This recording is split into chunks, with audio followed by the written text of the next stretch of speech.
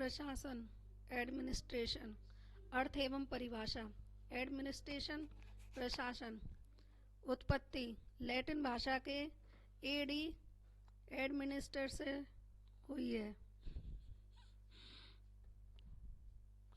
प्रशासन P plus शासन। प्र का मतलब होता है उत्कृष्ट रीति से और शासन का मतलब है संस्कृत की सास धातु से बना है। राज कार्य संचालित करना। जिस एडमिनिस्ट्रेशन से जिसका अर्थ है देखभाल करना या सेवा करना या प्रबंध करना। प्रशासन, प्रशासन दो प्रकार का होता है, निजी प्रशासन और सार्वजनिक प्रशासन। निजी प्रशासन में मैनेजर और टेक्निकल सम्यक, और सार्वजनिक प्रशासन में पुलिस डिपार्टमेंट, लोक प्रशासन। क्वेश्चन, प्रशासन की मूलभूत विशेषताओं को स्पष्ट कीजिए। आंसर, प्रशासन का कोई ना कोई सामूहिक उद्देश्य होता है। नंबर 2, प्रशासन में दो या अधिक लोगों का समूह कार्य करता है। नंबर 3, सामूहिक गतिविधियां शामिल होती हैं। नंबर 4, प्रशासन में समूह द्वारा किए गए प्रयास, सामूहिक गतिविधियां संगठित या सुनियोजित होती हैं। नंबर 5, प्रशासन एक व्यापक अवधारणा है जिसमें लोक या सार्वजनिक संस्थाओं व निजी संस्थाओं की गतिविधियां शामिल होती हैं। नंबर 6, प्रशासन एक सार्वभौमिक प्रक्रिया है जो कि विविधतापूर्ण संस्थाओं में कार्य करती है, अर्थात सरकारी, गैर सरकारी सभी संस्थाओं में कार्य करती है। नंबर 7, प्रशासन करने वाले व्यक्ति के पास प्राधिकार होता है। इसी के आधार पर वह दूसरों से किसी उद्देश्य की प्राप्ति हेतु सहयोग लेता है। सामूहिक लक्ष्य, प्रशासन के मूलभूत तत्व, समूह और सामूहिक गतिविधियां। प्रशासन के दो मूलभूत तत्व घटक हैं, एक सामूहिक या समान लक्ष्य, नंबर 2 सामूहिक प्रयास। परिभाषा, किसी सामूहिक लक्ष्य या सामूहिक उद्देश्य को पूरा करने के लिए लोगों के समूह द्वारा किया गया सामूहिक प्रयास प्रशासन कहलाता है। सामान्यतः प्रशासन शब्द का प्रयोग 4 अर्थों में लिया जाता है। नंबर 1, मंत्रिमंडल या मंत्रिपरिषद या सरकार के अर्थ में। एग्जाम्पल, गहलोत प्रशासन, मोदी प्रशासन। नंबर 2, सामाजिक विज्ञान की एक शाखा के रूप में। नंबर 3, प्रशासन शब्द का प्रयोग सरकारी नीतियों या लोक नीतियों को क्रियान्वयन करने वाले के संदर्भ में लिया जाता है। एग्जाम्पल, जिला प्रशासन, पुलिस प्रशासन। नंबर 4, प्रशासन शब्द का प्रयोग प्रबंधन संबंधी गतिविधियों को करने के संबंध में भी लिया जाता है। लोक प्रशासन अर्थ पब्लिक प्लस एडमिनिस्ट्रेशन। लैटिन भाषा के पब्लिक्यू से हुई है जिसका अर्थ है सार्वजनिक, लोग। आधुनिक समय में लोक शब्द का तात्पर्य सरकार से लिया जाता है। लोक प्रशासन की परिभाषा, किसी सार्वजनिक या सरकारी लक्ष्य की प्राप्ति के लिए दो या अधिक व्यक्तियों एवं भौतिक संसाधनों के द्वारा किया गया सामूहिक प्रयास या संगठित प्रयास लोक प्रशासन कहलाता है। लोक प्रशासन की अवधारणा, संकुचित क्षेत्र और व्यापक क्षेत्र। संकुचित क्षेत्र में सरकार में व्यवस्थापिका, न्यायपालिका, कार्यपालिका। व्यवस्थापिका में नीति निर्माण और कार्यपालिका में नीति क्रियान्वयन और न्यायपालिका में नीतियों की समीक्षा। सरकार, व्यापक क्षेत्र में सरकार में व्यवस्थापिका, न्यायपालिका, कार्यपालिका। संकुचित अवधारणा, लोक प्रशासन का सरोकार केवल कार्यपालिका शाखा से ही है, अर्थात नीति क्रियान्वयन से संबंधित है। इस विचारधारा के समर्थक साइमन स्मिथ वर्ग, गुलिक, अवॉर्ड डीट, विलोबी आदि हैं। व्यापक अवधारणा, लोक प्रशासन का सरोकार सरकार के तीनों अंगों से है, व्यवस्थापिका, कार्यपालिका, न्यायपालिका। यद्यपि लोक प्रशासन का मुख्य सरोकार नीति क्रियान्वयन से है, फिर भी कम या अधिक मात्रा में प्रत्यक्ष या अप्रत्यक्ष रूप से लोक प्रशासन नीति निर्माण और न्याय संबंधी गतिविधियों में भी भागीदारी सुनिश्चित करता है। समर्थन, L D. White, Marshall Dimock, F M. Marx Pfiffner या नीग्रो। लोक प्रशासन की प्रकृति, प्रथम प्रबंधकीय और एकीकृत, प्रबंधकीय दृष्टिकोण। नंबर 2, एकीकृत दृष्टिकोण। द्वितीय, कला और विज्ञान। तृतीय में आधुनिक दृष्टिकोण। दृष्टिकोण के आधार पर एकीकृत समग्र, इसमें प्रबंधकीय, तकनीकी, लिपिक और दस्ती संबंधी। प्रबंधकीय में प्रबंधक और आधुनिक में आधुनिक। लोक प्रशासन की प्रकृति को दृष्टिकोण के आधार पर 3 प्रकार से समझ सकते हैं। नंबर 1, प्रबंधकीय दृष्टिकोण। ये मानते हैं कि प्रशासन में केवल प्रबंधकीय गतिविधियां जैसे नियोजन, समन्वय, निर्देशन, बजटिंग, स्टाफिंग आदि महत्वपूर्ण होती हैं। अतः प्रशासन की प्रकृति को प्रबंधकीय गतिविधियों का अध्ययन करके जाना जा सकता है। यह केवल प्रबंधकों या अधिकारियों की गतिविधियों को ही प्रशासन में शामिल करता है। प्रशासन को प्रबंधन ही माना जाता है, अर्थात यह प्रशासन को दूसरों से कार्य करवाने तक ही सीमित करता है। समर्थकों के अनुसार प्रशासन सभी क्षेत्रों में समान होता है, क्योंकि हर क्षेत्र की गतिविधियों में प्रबंधकीय गतिविधियां एक समान होती हैं, अर्थात यह सरकारी और निजी प्रशासन के भेद को नहीं मानता। समर्थक साइमन, स्मिथवर्ग, थॉमसन और गुलिक। नंबर 2, एकीकृत समग्र दृष्टिकोण। प्रशासन में प्रबंधकीय गतिविधियों के साथ तकनीकी गतिविधियां, लिपिकीय व दस्ती संबंधी गतिविधियां आदि सभी को शामिल करते हैं।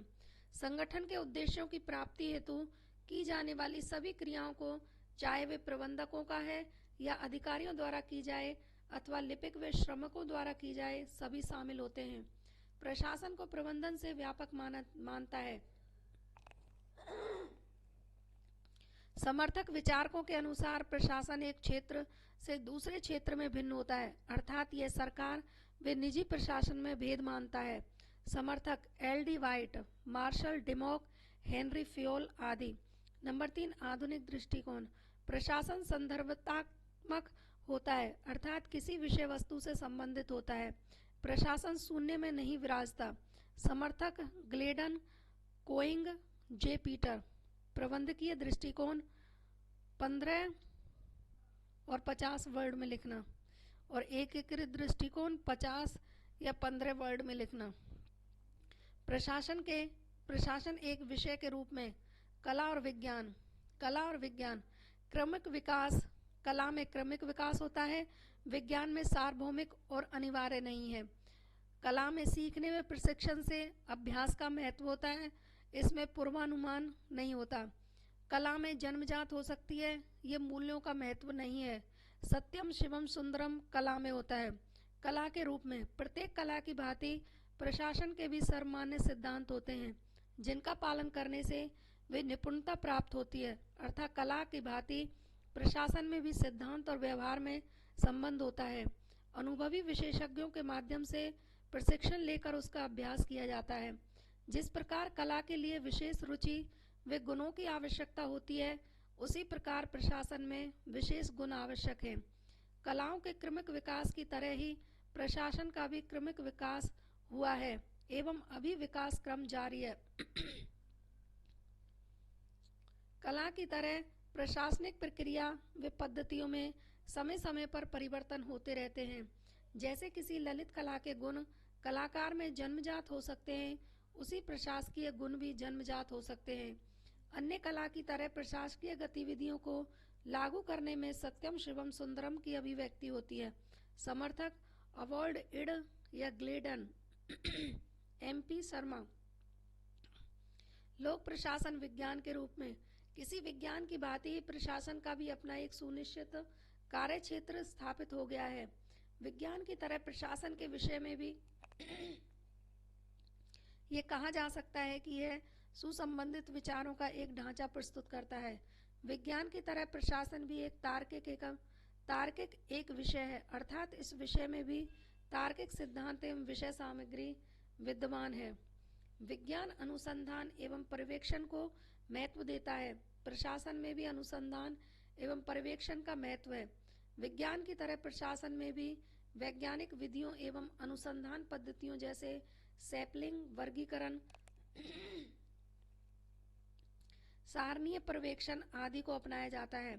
विज्ञान की भांति ही प्रशासन के सिद्धांतों एवं कार्यों में तार्किकता पाई जाती है, अर्थात दोनों में व्यवहारिक एवं सैद्धांतिक सुसंगतता पाई जाती है। विज्ञान की तरह लोक प्रशासन के क्षेत्र में भी सर्वमान्य सिद्धांतों की काफी हद तक स्थापना हो चुकी है, जिनके आधार पर भविष्य की गतिविधियों का पूर्वानुमान किया जा सकता है। समय के साथ प्रशासन के क्षेत्र में तकनीक एवं कंप्यूटर आदि का प्रयोग बढ़ने से मानवीय मूल्यों की भूमिका भी धीरे धीरे कम हो रही है। प्रशासन के अध्ययन के क्षेत्र में वर्क स्टडी, टाइम स्टडी या CPM आदि वैज्ञानिक तकनीकों का प्रयोग किया जा रहा है, जो इन्हें विज्ञान होने की ओर अग्रेसित करता है। प्रशासन को विज्ञान मानने वाले प्रमुख विचारक Woodrow Wilson, Gulick, A.W. Taylor, F.W. Taylor, Willoughby या बेयर्ड। निष्कर्ष: किसी विषय को कठोर या प्राकृतिक विज्ञान होने के लिए उसमें निम्न 3 बातों का होना अति आवश्यक है। नंबर 1, सार्वभौमिक एवं अनिवार्य सिद्धांत। नंबर 2, इन सिद्धांतों के आधार पर भविष्य की गतिविधियों का पूर्वानुमान किया जा सकता है। नंबर 3, विषय में मानवीय मूल्यों, पसंदगी या नापसंदगी का कोई स्थान नहीं है। उक्त तीनों कथनों के आधार पर कह सकते हैं कि लोक प्रशासन प्राकृतिक विज्ञान नहीं है, परंतु इसमें जीव विज्ञान, मनोविज्ञान एवं अर्थशास्त्र आदि की तरह तार्किकता, सार्वभौमिकता एवं अनिवार्यता पाई जाती है। अतः इसे लचीले विज्ञान के रूप में या सामाजिक विज्ञान के रूप में स्थापित किया जा सकता है। क्वेश्चन: प्रशासन कला है, इसके पक्ष में 2 तर्क दो। 15 शब्दों में। प्रशासन का महत्व। प्रशासन के महत्व को इस बात से स्पष्ट किया जा सकता है कि मानवीय जीवन का गर्भ से लेकर कब्र तक ऐसा कोई भी पहलू नहीं है जो प्रशासन से अछूता है। विचारक गेराल्ड केडम तथा डायनेमिक्स ऑफ पब्लिक एडम प्रशासक का महत्व निम्न बिंदुओं में समझ सकते हैं। नंबर 1, राजनीतिक व्यवस्था का अनुरक्षण करने के अर्थ में। नंबर 2, समाज में व्यवस्था एवं स्थिरता बनाए रखने के संदर्भ में। नंबर 3, संस्थागत रूप से सामाजिक आर्थिक परिवर्तन लाने में भी प्रशासन का महत्व है। नंबर 4, विशाल स्तर पर वाणिज्य सेवाएं संचालित करने के संदर्भ में। नंबर 5, आर्थिक विकास एवं समृद्धि दर बनाए रखने में भी महत्व है। समाज के कमजोर वर्ग की सुरक्षा करने के संदर्भ में। नंबर 7, लोक मत का निर्माण करने व जागरूकता उत्पन्न करने में। उपयुक्त के अलावा निम्न बिंदुओं द्वारा भी प्रशासन के महत्व को स्पष्ट किया जा सकता है। नंबर 1, राष्ट्र की रक्षा, एकता, अखंडता बनाए रखने में। नंबर 2, जन कल्याण के माध्यम के रूप में। नंबर 3, लोकतंत्र के वाहक एवं रक्षक के रूप में। नंबर 4, सभ्यता, संस्कृति, कला के संरक्षक के रूप में। नंबर 5, विकास का पर्याय। नंबर 6, विधि एवं न्याय व्यवस्था लागू करने में। आजीविका के माध्यम के रूप में, आपातकाल में प्रबंधन के रूप में, आर्थिक नियोजन के संदर्भ में, पर्यावरण संरक्षण का माध्यम। प्रशासन राज्य सरकार की बुनियाद होता है, चाहे वे राजतंत्रात्मक हो या लोकतंत्रात्मक। जनसंख्या विस्फोट से उत्पन्न अनेक समस्याओं को हल करने में अतः प्रशासन के महत्व को प्रमुख विचारक डनहोम के निम्न कथन से स्पष्ट कर सकते हैं। यदि हमारी सभ्यता असफल होती है तो इसका मुख्य कारक प्रशासन का विखंडन होना है। मार्शल डिमॉक, प्रशासन अब इतना व्यापक क्षेत्र हो गया है कि प्रशासन का दर्शन जीवन दर्शन बनने के करीब आ गया है। लोक प्रशासन की भूमिका। नंबर 1, विकसित देशों के संबंध में। विकसित समाज जैसे यूएसए, यूरोपियन देश, जापान आदि के संदर्भ में लोक प्रशासन की मुख्य भूमिका कानून और व्यवस्था बनाए रखने से है तथा लोक नीतियों का क्रियान्वयन करने के संदर्भ में है। उपयुक्त के अलावा विकसित समाज में प्रशासन की अन्य भूमिका निम्न प्रकार से है। नंबर 1, नीति निर्माण में। नंबर 2, औद्योगिक विकास के सहायक के रूप में। नंबर 3, विशेषज्ञ सेवाएं प्रदान करने में। नंबर 4, निजी उद्यमों को सहायता एवं प्रोत्साहन देने में। नंबर 5, नियामक एवं निरोधक के कार्यों में। आज विकसित समाजों में पर्यावरण प्रदूषण, नगरीकरण की समस्याएं, शस्त्रीकरण आदि चिंता का विषय है। अतः इसके समाधान में लोक प्रशासन की भूमिका महत्वपूर्ण है। लोक प्रशासन का कार्य है जहां इन समस्याओं को हल करने में समन्वय, मार्गदर्शन और नियंत्रण करने से है। नंबर 2, विकासशील देशों के संबंध में।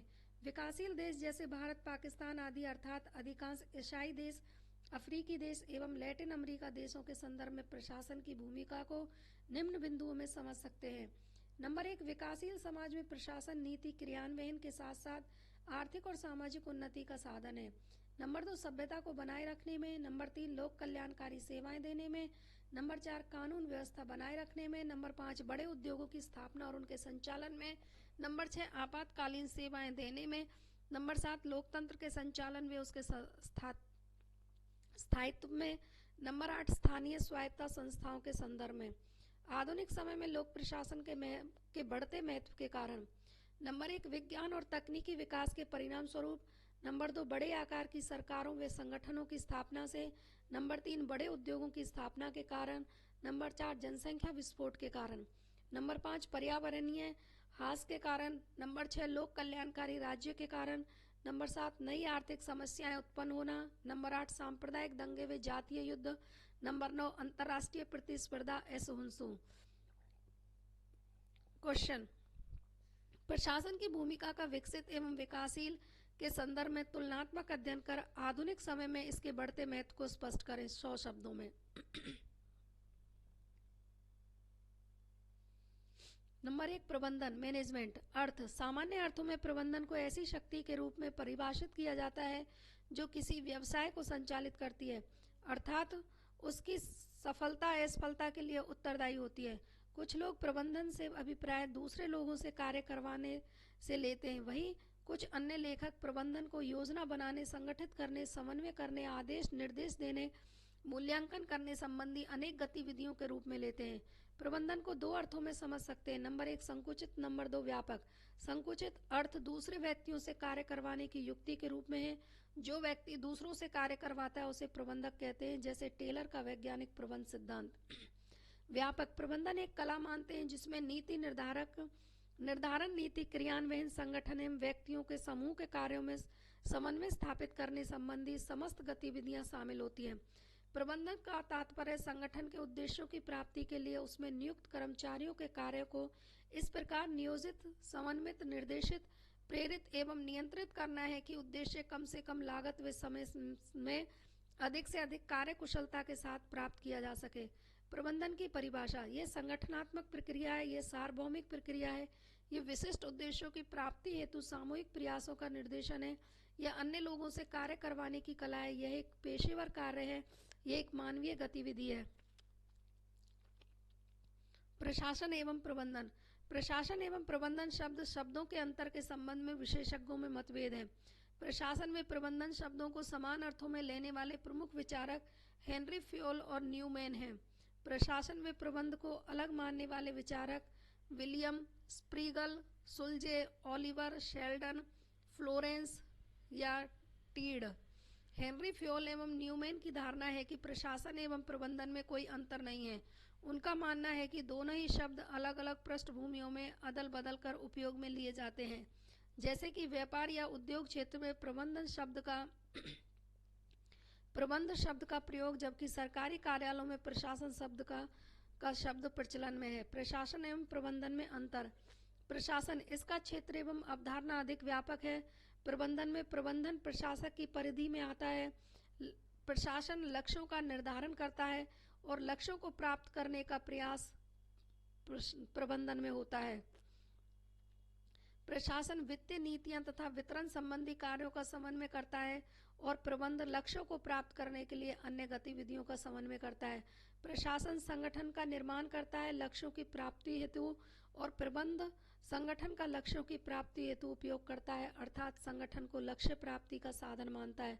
प्रशासन निर्देशन, नियंत्रण एवं नेतृत्व का प्रदान करता है और प्रबंध लोगों के साथ काम करके दूसरों से काम करवाता है तथा संगठित तरह से अन्य साधनों का उपयोग करता है।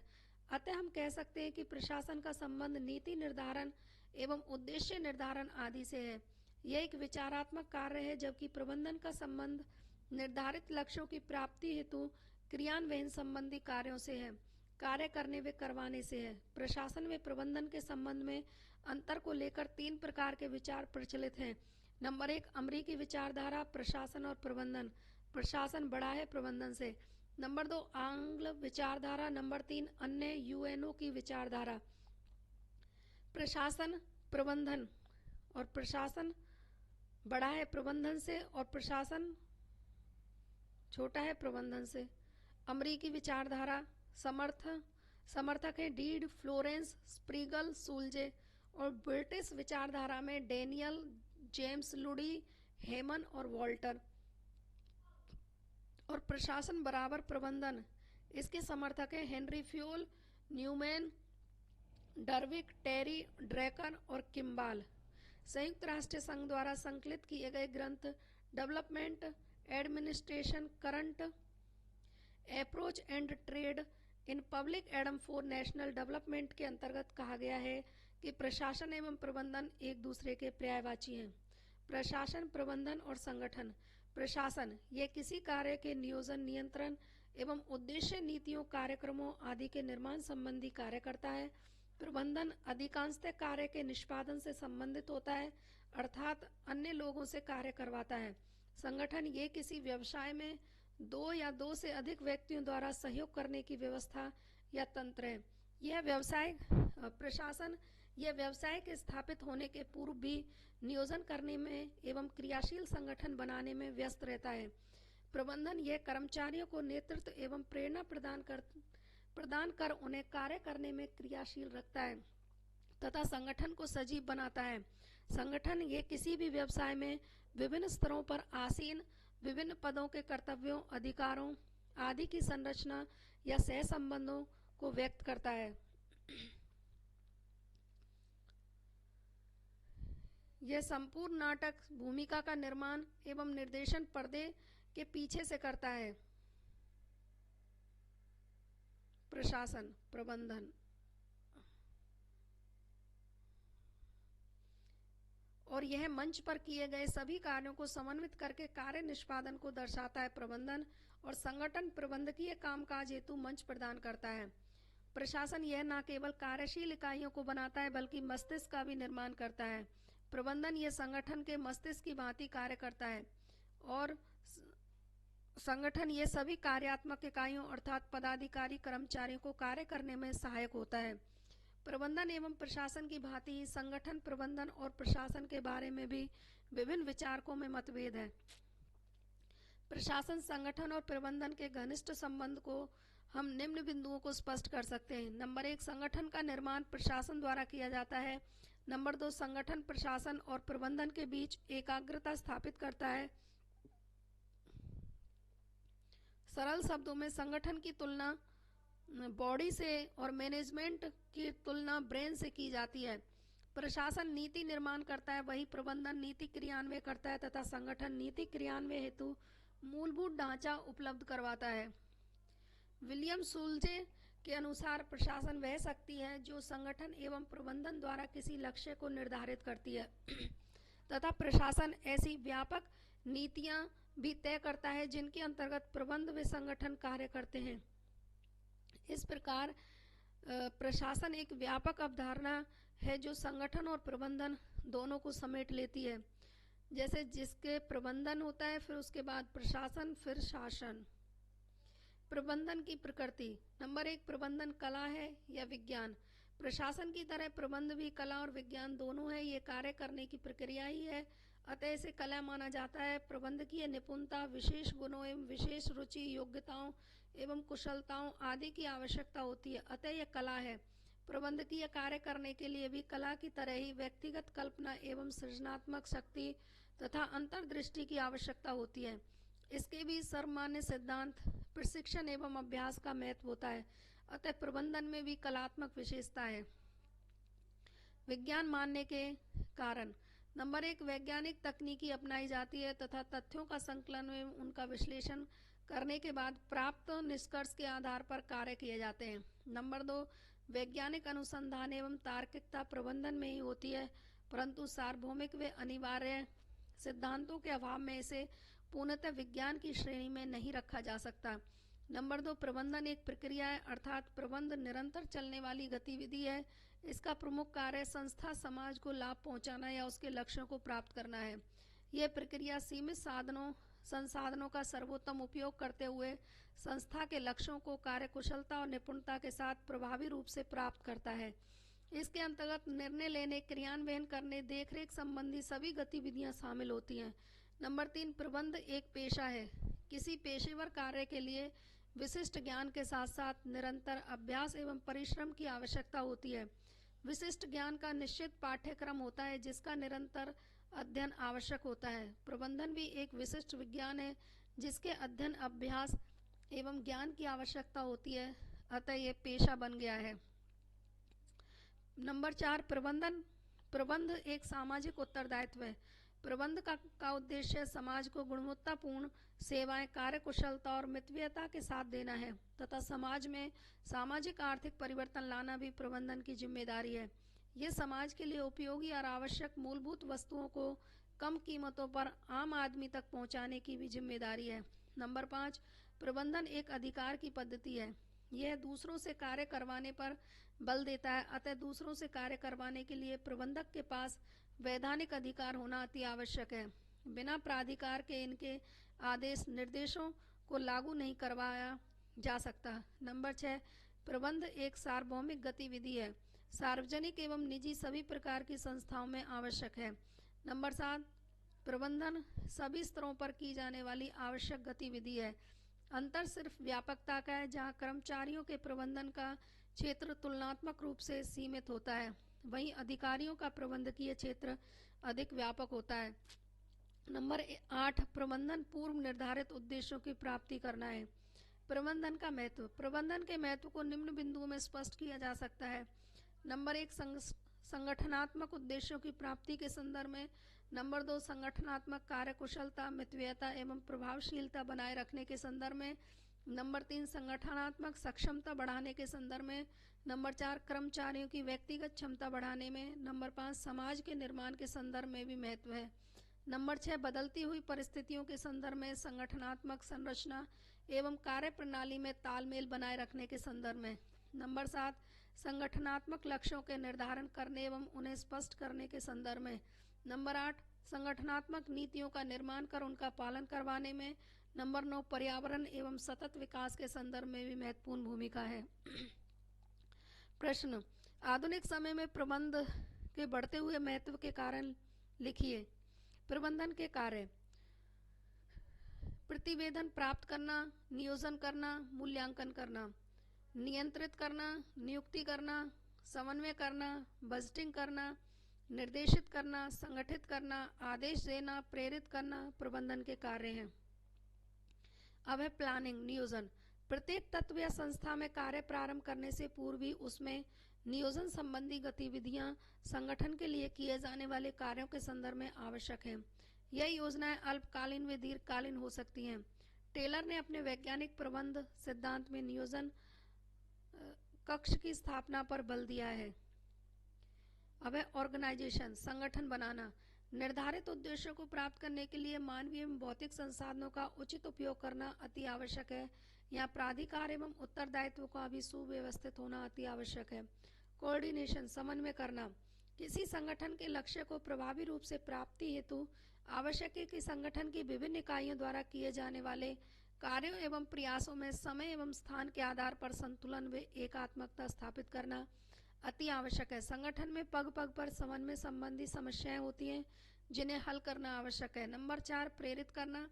प्रबंधन का यह प्रमुख दायित्व है कि संगठनात्मक उद्देश्यों की प्राप्ति की ओर अपने कर्मचारियों को हमेशा प्रेरित करें तथा उनका मनोबल हमेशा उच्च बनाए रखें तथा उनमें कार्य करने की इच्छा जागृत करें।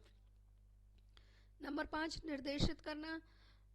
उपयुक्त चारों कार्यों को भी करने के लिए सदैव निर्देशन देने की आवश्यकता होती है, क्योंकि इससे कार्य में समय, श्रम, पूंजी का दुरुपयोग रोका जा सकता है। नंबर 6, नियुक्ति करना। स्टाफिंग, संगठन के कार्य करने के लिए उपयुक्त एवं योग्य कर्मचारियों की भर्ती करना तथा उन्हें उचित प्रशिक्षण करना प्रमुख प्रबंधकीय गतिविधि है। नंबर 7, नियंत्रण करना।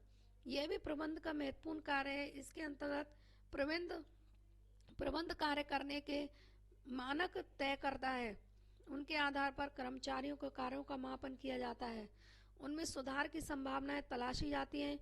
इसके लिए आधुनिक संगठनों में PERT, programming, evaluation and review, teaching का प्रयोग किया जाता है। इससे प्लानिंग करने और नियंत्रण करने में बहुत सहायता प्राप्त होती है।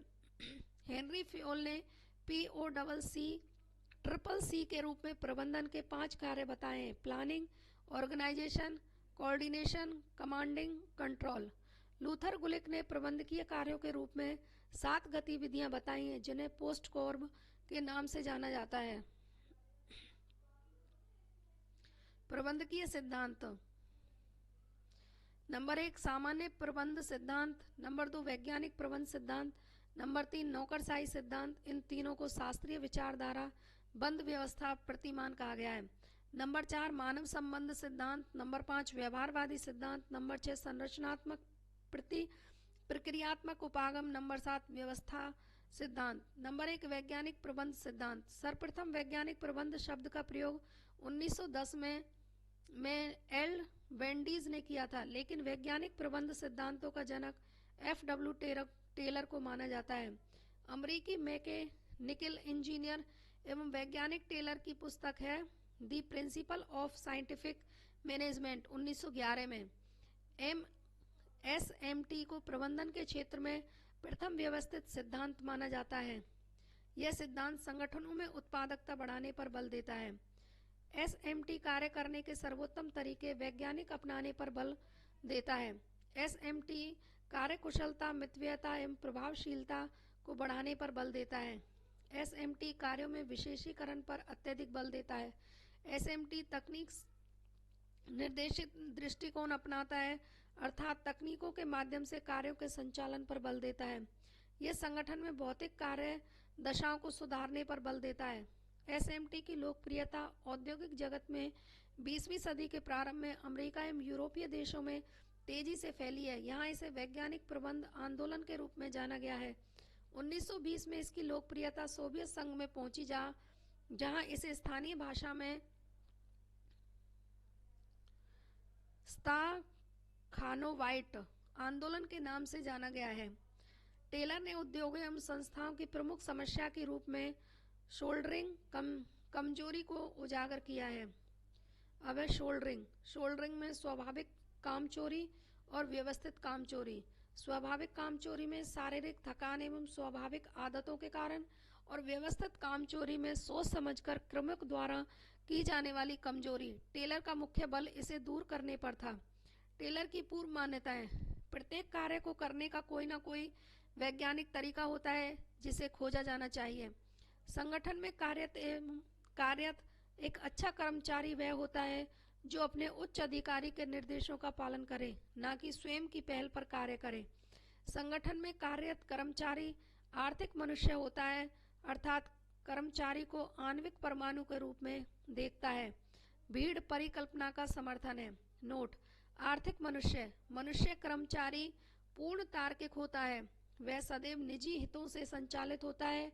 वह संगठन में एक दूसरे से अलग थलग या स्वतंत्र इकाई के रूप में रहता है। टेलर के प्रमुख वैज्ञानिक प्रबंध सिद्धांत: नंबर 1 कार्य वैज्ञानिक तरीके से किया जाना चाहिए, न कि अनूठे के नियम परंपरागत तरीके से। नंबर 2 कर्मचारियों की भर्ती वैज्ञानिक मानदंडों के आधार पर योग्यता से की जानी चाहिए तथा उन्हें वैज्ञानिक प्रशिक्षण देना चाहिए। नंबर 3 अधीनस्थ कर्मचारियों के कार्यों का पर्यवेक्षण उच्चस्थ पदाधिकारियों द्वारा सहयोगात्मक रुख अपनाते हुए किया जाना चाहिए, अर्थात दोनों के मध्य टकराव के स्थान पर सहयोग होना चाहिए। नंबर 4 संगठन में प्रत्येक पद के कार्यों का स्पष्ट विभाजन होना चाहिए, अर्थात कार्य विशेषीकरण पर बल देना चाहिए। मानसिक क्रांति: SMT का सार दर्शन। टेलर के अनुसार संगठन में कार्यरत उच्च अधिकारियों एवं कर्मचारियों के हित एक दूसरे के विपरीत नहीं बल्कि पूरक होते हैं। दोनों के हित संगठन में निहित होते हैं, अतः दोनों पक्षों में टकराव की जगह सहयोग बढ़ाकर लाभ के बंटवारे की समस्या को कम करना होगा। SMT की तकनीकें: नंबर 1 कार्य अध्ययन, कार्य करने के वैज्ञानिक तरीके की खोज। नंबर 2 समय अध्ययन, विराम घड़ी का प्रयोग करते हुए कार्य करने में लगने वाले समय का अध्ययन किया जाता है। नंबर 3 फंक्शनल फॉरमैनशिप, कार्यात्मक पर्यवेक्षण। टेलर कर्मचारियों के कार्यों में विशेषज्ञता प्राप्त करने के लिए एक कर्मचारी को 8 विशेषज्ञों द्वारा पर्यवेक्षण करने पर बल देता है, जिनमें से 4 नियोजन पक्ष के विशेषज्ञ हैं, 4 क्रियान्वयन पक्ष के विशेषज्ञ हैं। विभेदित दल प्रणाली, डिफरेंस्ड पीस रेट सिस्टम। उच्च पीस रेट, मानक मानदंड, निम्न पीस रेट प्लस बड़ा बोनस। निम्न पीस रेट: टेलर के अनुसार भुगतान या वेतन की प्रणाली पीस रेट के आधार पर अपनानी चाहिए, अर्थात निर्धारित मानदंडों तक निम्न पीस रेट के अनुसार वही मानदंडों पर निम्न पीस रेट प्लस बड़ा बोनस तथा मानदंडों से कार्य करने वालों को उच्च फीस रेट पर भुगतान किया जाना चाहिए, जिससे व्यवस्थित काम चोरी समाप्त हो। अपवाद प्रबंधन। टेलर के अनुसार प्रबंधकों को अपने अधीन केवल उन अपवाद स्वरूप कर्मचारियों के कार्यों में हस्तक्षेप करना चाहिए जो मानदंडों के अनुसार कार्य नहीं कर रहे हैं। उनके मामलों में हस्तक्षेप नहीं करना चाहिए जो मानदंडों के अनुसार कार्य कर रहे हैं। एसएमटी की आलोचना। नंबर 1, एसएमटी तकनीक निर्देशित दृष्टिकोण अपनाता है। यह मशीनी या यांत्रिक अवधारणा है। नंबर 2, एसएमटी के अंतर्गत कर्मचारी के अभिप्रेरणा संबंधी केवल आर्थिक पहलू को ही महत्व दिया गया है, जबकि व्यक्ति का व्यवहार सामाजिक एवं मनोवैज्ञानिक पहलुओं से भी प्रभावित होता है। एसएमटी व्यक्ति को भीड़ परिकल्पना के रूप में अर्थात अकेले अणु के रूप में देखता है, जबकि संगठन में सामाजिक व्यवस्था भी पाई जाती है। यह सिद्धांत कर्मचारी को मशीन के पुर्जे के रूप में देखता है। नंबर 6, यह सिद्धांत उत्पादन बढ़ाने के लिए कर्मचारी को साधन के रूप में देखता है, जबकि मनुष्य को सदैव साध्य माना गया है। नंबर 7, एसएमटी संगठन के निचले स्तर पर श्रमिकों के प्रबंधन पर ज्यादा बल देता है, जबकि उच्च स्तरीय प्रबंधन के अध्ययन को गुण मानता है। नंबर 8, यह श्रमिकों के शोषण को बढ़ावा देता है। नंबर 9, यह संगठन की केवल भौतिक कार्य दशाओं को सुधारने पर बल देता है। एसएमटी का महत्व। उद्योगों एवं संगठनों में वैज्ञानिक दृष्टिकोण एवं वैज्ञानिक तकनीकों को अपनाने पर बल दिया। उद्योगों का उत्पादन तेजी से बढ़ा। संगठन के अंतर्गत अधिकारियों व कर्मचारियों के मध्य सहयोग को बढ़ावा, जिससे कार्य स्थिति में सुधार। संगठनों में कर्मचारी के लिए कार्य स्थिति में सुधार हुआ। एसएमटी के कारण कम लागत एवं कम समय में अधिक उत्पादन संभव हुआ। आज भी ट्रिपल ई अवधारणा संगठन के बहुत उपयोगी है, जैसा कि नवलोक प्रबंधन जैसी आधुनिक अवधारणा में भी इसके महत्व को स्वीकारा गया है। संगठन व कर्मचारियों दोनों के आय में वृद्धि, समाज को गुणवत्ता वस्त्र। सामान्य प्रबंधन सिद्धांत। इसे परंपरागत सिद्धांत, शास्त्रीय उपागम, पुनरावर्तन विचारधारा, संरचनात्मक उपागम भी कहते हैं। विशेषताएं। लोक प्रशासन के क्षेत्र में यह विचारधारा सबसे प्रारंभिक सिद्धांत माना जाता है, अतः इसे पुरातनवादी परंपरागत सिद्धांत कहा जाता है। इन सिद्धांतों की शिक्षण और प्रशिक्षण संबंधी स्कूलों में शासकीय विचारधारा के रूप में दिया जाता है। चूंकि यह विचारधारा प्रशासन की संरचना को पुनर्निर्मित करने पर अत्यधिक बल देती है, अर्थात ये संगठन की औपचारिक संरचना के अध्ययन को महत्वपूर्ण मानते हैं, इसलिए इस सिद्धांत को संरचनात्मक उपागम के नाम से भी जाना जाता है। संरचना की पुनर्जीवित करने पर बल। कर्मचारी को आर्थिक, मनुष्य और कार्य विभाजन पर बल।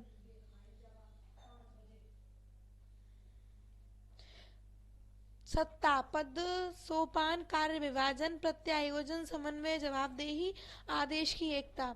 यह विचारधारा संगठन के सार्वभौमिक सिद्धांतों में विश्वास करती है। इन सिद्धांतों के आधार पर संगठन की औपचारिक संरचना को पुनर्निर्मित करने की बात कही है। ऊपर लिखे गए सिद्धांत। कर्मचारी को आर्थिक मनुष्य के रूप में देखती है। यह सिद्धांत कार्य विभाजन पर बल देता है। इसके अनुसार औपचारिक नियम, कानून, संरचना तथा नियंत्रण की प्रणाली ही प्रशासन के प्रबंधन में निर्णायक भूमिका निभाती है। प्रबंधन के सार्वभौमिक सिद्धांत सभी प्रकार के प्रशासन में सामान्य रूप से लागू होते हैं, तो सरकारी व निजी के भेद को गौण माना जाता है। सत्ता, ऑथोरिटी ऊपर से नीचे की ओर, जबकि जवाबदेहिता नीचे से ऊपर की ओर चलती है। यह संगठन में कार्य कुशलता, मितव्यता तथा प्रभावशील प्राप्त करने पर बल देती है। यह व्यवस्था तार्किकता एवं विशेषज्ञता पर बल देती है। प्रशासन के सिद्धांत। हेनरी केओल 14, लूबर गुलिल 10, उर्विक 8 या 29, मैनो रेले 4। हेनरी फेयोल के सिद्धांत। हेनरी फेयोल को शासकीय विचारधारा का अत्यधिक पिता माना गया है। इन्हें सामान्य प्रबंधन स्कूल का भी आध्यात्मिक पिता माना जाता है। बुक जनरल इंडस्ट्रियल मैनेजमेंट 1916 में फ्रेंच लैंग्वेज, 1929 में इंग्लिश में ट्रांसलेट। ब्लियोग ने इस पुस्तक में सर्वप्रथम प्रशासन के सार्वभौमिक सिद्धांत की चर्चा की। उन्होंने 14 सिद्धांत बताए। कार्य विभाजन, कार्य विशेषीकरण, केंद्रीकरण। कार्य विशेषीकरण होता है योग्यता के अनुसार हो। केंद्रीकरण एक व्यक्ति पर प्रमुख प्राधिकार एवं उत्तरदायित्व, समान अनुपात व सहभागी। आदेश की एकता, यूनिटी ऑफ कमांड, एक समय पर ही बॉस निर्देशों की एकता, यूनिटी ऑफ डायरेक्शन। पद सोपान होता है गैंग प्लांक सिद्धांत, एक नीति पर दिशा निर्देश देने वाला एक ही बॉस हो। अच्छा, ये इसका है। सीढ़ी नुमा प्रक्रिया। 7 अनुशासन। 8 सामान्य हितों को व्यक्तिगत हितों पर वरीयता, संगठन के हित को महत्व। 9 समान सम्यता, समान व्यवहार। 10 वेतन भत्ते, परिश्रमिक। 11 कार्यकाल की सुरक्षा, कैरियर सेवाएं, गिवन जॉब। 12 पहल। 13 समूह भावना, सैन्य भावना। 14 क्रमिकता, क्रम व्यवस्था। दूसरा लूथर गुलिल के 10 सिद्धांत। तीसरा मैनू रेल के 4 सिद्धांत। Book onward industry 1931, principle of organization 1939। समन्वय का सिद्धांत, कार्य विशेषीकरण संबंधी सिद्धांत, पद सोपान का सिद्धांत, लाइन एवं स्टाफ सिद्धांत। समन्वय का सिद्धांत, मूने ने इसे प्रबंधन का हृदय कहा और प्रशासक का प्रथम सिद्धांत माना। स्टाफ सहयोगी बाहर के व्यक्ति। समन्वय, समय एवं स्थान के आधार पर विभिन्न इकाइयों में सामंजस्य बनाना। लाइन एवं स्टाफ, लाइन रेखा सूत्र अभिगमन में किसी संगठन के अंतर्गत कार्यरत वे सभी पदाधिकारी आते हैं जो संगठन के साथ प्रत्यक्ष रूप से संगठन के कर्तव्यों के निर्वहन के रूप में जुड़े होते हैं, जिम्मेदार होते हैं। सामान्यतः पर यह पदाधिकारी स्थायी वेतन भोगी कर्मचारी होते हैं। संगठन की सफलता असफलता संबंधी जिम्मेदारी लाइन अभिक्रमण की ही होती है। स्टाफ अभिकरण, यह संगठन के बाहर रहकर लाइन अधिकरण के उनके दायित्वों का निर्वहन करने में सहायता एवं मदद करते हैं। इनका संगठनिक कर्तव्य एवं जिम्मेदारियों के संदर्भ में प्रत्यक्ष उत्तरदायित्व नहीं होता है। सामान्यतः से संगठन के स्थायी वेतन भोगी नहीं होते हैं। ये मनुष्य कार्यकारी अधिकारी की ओर से नियंत्रण, निर्देशन और पर्यवेक्षण संबंधी कार्य करते हैं। इन्हें सीईओ के व्यक्तित्व के विस्तार के रूप में मूने ने देखा, अर्थात सीईओ के लिए आंख, कान, हाथ और मस्तिष्क के रूप में कार्य करते हैं। प्रशासन के क्षेत्र में लाइन एवं स्टाफ की अवधारणा सैन्य संगठन में ली गई। उर्वरक के 8 सिद्धांत, उद्देश्य निर्धारण संबंधी सिद्धांत, अनुरूपता तद्रूपता का सिद्धांत, कार्य विशेषीकरण का सिद्धांत, जिम्मेदारी का सिद्धांत, पद सोपान का सिद्धांत, नियंत्रण का क्षेत्र सिद्धांत, समन्वय का सिद्धांत, निर्धारण या परिभाषा संबंधी सिद्धांत। मैक्स वेबर का नौकरशाही प्रतिमान विशेषताएं। नौकरशाही का मॉडल आदर्श काल्पनिक है जिसको मानक मानकर किसी प्रशासन की तुलना की जा सकती है। पूर्णतः कानूनी तार्किक सत्ता पर आधारित मॉडल। पूर्णतः लिखित एवं औपचारिक नियम होने चाहिए। कर्मचारियों की भर्ती योग्यता आधारित होनी चाहिए। वैज्ञानिक प्रशिक्षण देना चाहिए। कार्य के अनुसार वेतन भत्ते मिलने चाहिए। कार्यकाल की सुरक्षा या कैरियर सेवाएं। व्यक्तिगत स्वामित्व एवं सार्वजनिक स्वामित्व में अंतर। एसडीएम गाड़ी। कार्य विभाजन, कार्य विशेषीकरण। तटस्थता, राजनीतिक तटस्थता। अनामता, आदेशों की पालन करना अपने नाम की चिंता थी। सभ्यता, काम व्यवस्था पहल। आदर्श नौकरशाही प्रतिमान, बंद व्यवस्था प्रतिमान। सत्ता, परंपरागत सत्ता, करिश्माई सत्ता, कानूनी तार्किक सत्ता। परंपरागत सत्ता प्राचीन राजतंत्र, करिश्माई सत्ता व्यक्तित्व के विचार गांधी जी, कानूनी तार्किक सत्ता सोच समझकर बनाए नियमों के अनुसार। एफएम मार्क्स नौकरशाही के 4 प्रतिमान। अभिभावक, जातीय नौकरशाही, संरक्षण नौकरशाही, योग्यता आधारित नौकरशाही।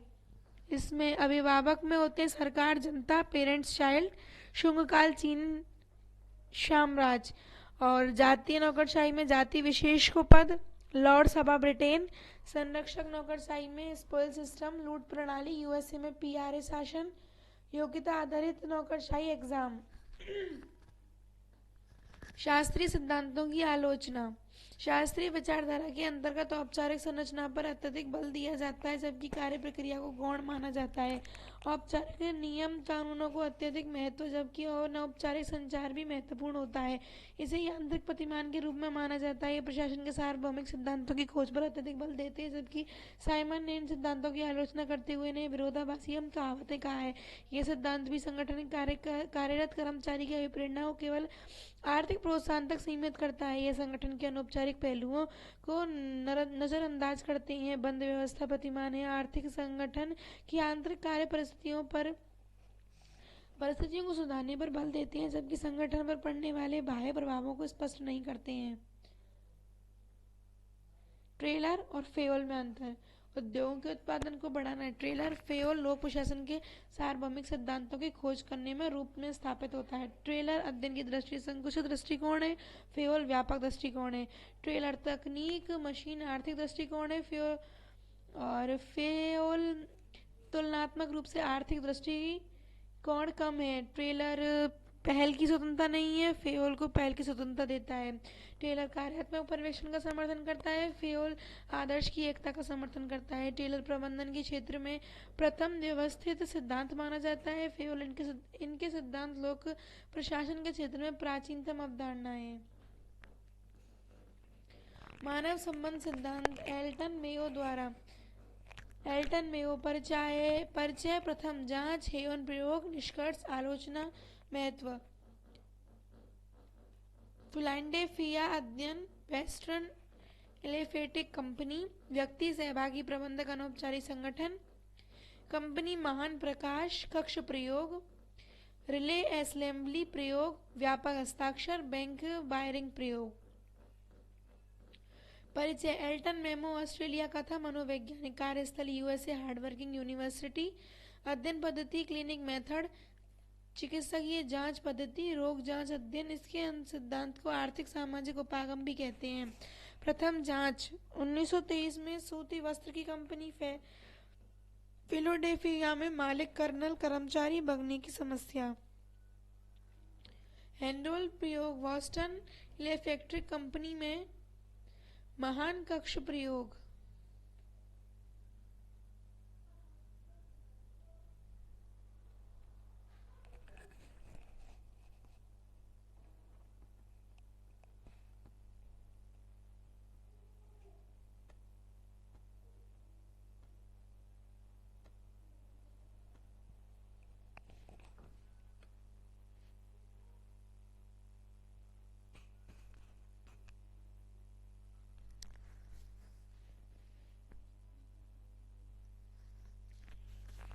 महान कक्ष प्रयोग अलग अलग कमरों में प्रकाश देकर 3 वर्ष तक रिले असेंबली अन्य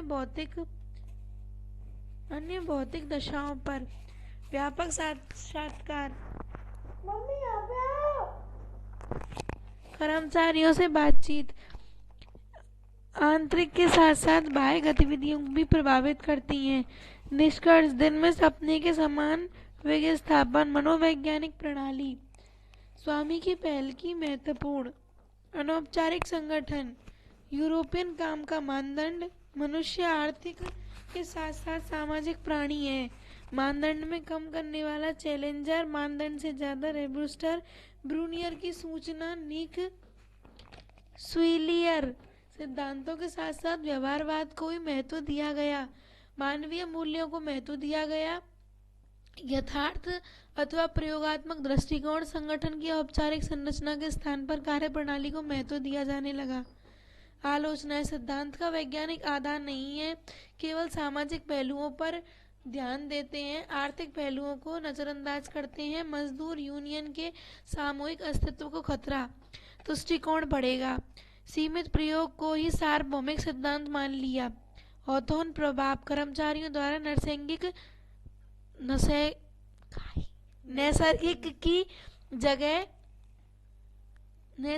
की जगह छद्म व्यवहार अपनाया गया था।